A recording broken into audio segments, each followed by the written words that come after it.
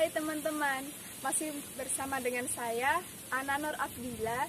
Nah, di sini saya akan melanjutkan materi yang sebelumnya, yaitu masih tentang virus.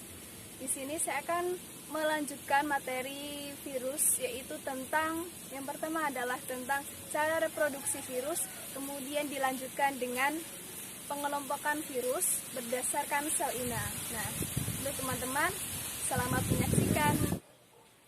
Baik, sekarang kita lanjut lagi, yaitu pada reproduksi virus atau perkembangbiakan virus. Nah, reproduksi virus itu ada dua teman-teman. Apa saja itu? Yang pertama adalah ada siklus litik, dan yang kedua adalah siklus lisogenik. Pada siklus litik, terdapat beberapa fase. Yang pertama yaitu fase adsorpsi, yaitu virus menempel pada permukaan sel inang. Kemudian fase injeksi, yaitu virus melakukan penetrasi atau memasukkan materi gen. Kemudian fase eklifase, yaitu pada fase ini setelah bercampur dengan sitoplasma inang, DNA virus terus mengambil alih kendali DNA sel inang.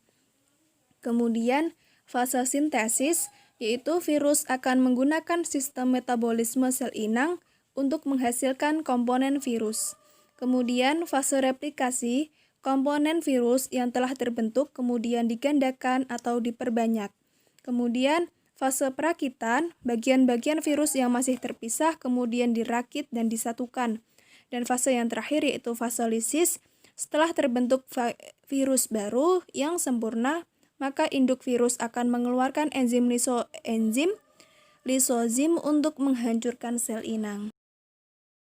Kemudian pada fase lisogenik, yaitu diawali pada fase adsorpsi, yaitu virus menempel pada permukaan sel inang. Kemudian fase injeksi, yaitu virus melakukan penetrasi, yaitu memasukkan materi gen. Kemudian fase penggabungan, yaitu virus akan memutus rantai ikatan asam nukleat sel inang dan masuk ke dalam ikatan tersebut untuk menghubungkan rantai asam nukleat yang putus tadi. Kemudian fase pembelahan, yaitu profag yang sudah terbentuk hanya akan bereplikasi ketika DNA sel bersintesis. Kemudian lalu akan melakukan pembelahan sel. Dan fase selanjutnya yaitu fase pemisahan, yaitu virus mulai memasukkan fase litik. Kemudian dilanjutkan lagi yaitu pada fase eklifase sampai fase lisis, yaitu sama seperti pada fase litik.